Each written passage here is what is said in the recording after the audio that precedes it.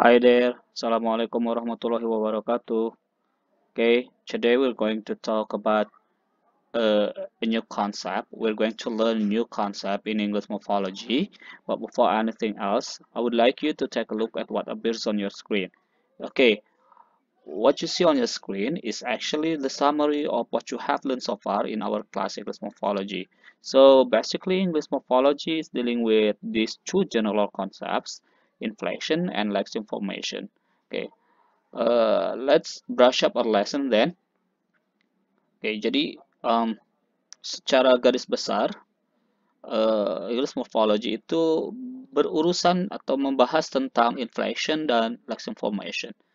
Oke, I'm going to give you an example.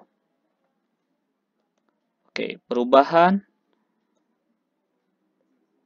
dari morphological process that changes the word clean into cleans or clean, for example, that's called inflection. Jadi perubahan dari clean dan cleans menjadi cleans atau cleaned itu adalah contoh dari inflection. Oke, okay. Kenapa ini disebut inflection? So what happens there when the word clean changes into cleans and cleaned, what happens there is just a grammatical change. Yang berubah hanya perubahan grammar, gitu, perubahan gramatikal. Maksud saya gimana? Misal perubahan dari clean menjadi cleans itu berubah mungkin karena berubah subjeknya. Misal dari I atau they menjadi she atau he. I clean my room every day, for example. Okay, or she cleans her room every day, for example. Nah, perubahan dari clean menjadi cleans ini hanya perubahan grammar, perubahan yang menunjukkan perbedaan subjek gitu. Atau perubahan dari clean menjadi cleaned, ini juga hanya perubahan grammar. Jadi tidak lahir leksim baru. Perubahan seperti ini tidak melahirkan leksim baru, ini hanya berubah karena grammar. I cleaned my room yesterday, for example. Nah, perubahan dari clean menjadi cleaned, ini juga tidak melahirkan leksim baru. Yang dimaksud dengan leksim baru itu dia memiliki makna yang baru, dia memiliki entitas kata yang baru. Semua makna clean, cleans, clean di sini ini maknanya semua sama, yaitu membersihkan. Yang berbeda mungkin hanya subjek atau tense-nya. Nah, inilah yang disebut dengan konsep inflection. Jadi tidak ada perubahan yang berarti kecuali perubahan grammar. Atau perubahan lainnya misal dari sun menjadi suns, ini juga tidak memiliki perubahan yang berarti. What happens there is only a grammatical change, perubahan grammar dari singular ke plural. Semantically, the word sun and sons, they have the same meaning. Apa maknanya? Yaitu male offspring atau keturunan yang jenis kelaminnya laki-laki. Yang berbeda hanyalah banyaknya saja, yang ini hanya satu, yang ini lebih dari satu. So, jadi tidak ada perubahan makna. Perubahan dari sun menjadi suns itu tidak ada perubahan makna. Yang ada hanya perubahan grammatical atau perubahan grammar. So, that's what we call inflection. Kemudian, fungsi morfologi juga kita membahas tentang we're dealing with lexeme formation atau pembentukan leksim baru. Oke. Ada dua cara, secara garis besar, ada dua cara untuk membentuk leksim baru dalam morfologi. Semuanya sudah kita bahas. Oke, kita berangkat dulu dari compounding yang baru kita bahas minggu lalu. Oke, perubahan misal dari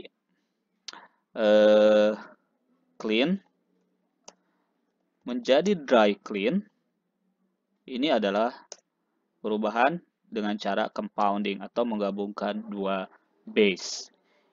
Kenapa ini juga disebut lexeme formation? Karena lahir lexeme baru. Clean itu membersihkan saja, cuma dry clean itu artinya berbeda gitu kan, membersihkan dengan cara tanpa mencuci, tanpa basah gitu ya. Nah, ini lahir leksim baru dari clean menjadi dry clean. Ini lahir leksim baru. Caranya bagaimana? Ini caranya dengan menggabungkan dua base clean, dua base yaitu dry dengan clean. Nah, sama dengan dry clean.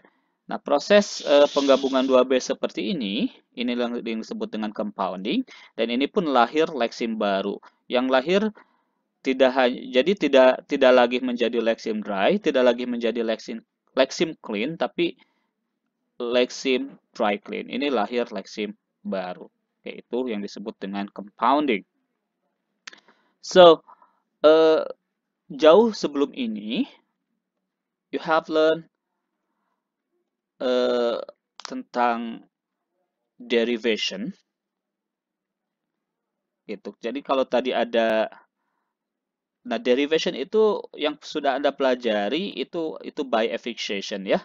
Derivation itu yang sudah Anda pelajari itu by affixation. Jadi kalau tadi ada clean, ada kata clean, ini bisa kita bentuk leksim baru dari clean menjadi cleaner. Nah, perubahan dari clean menjadi cleaner ini by affixation kan, dengan menambahkan suffix er.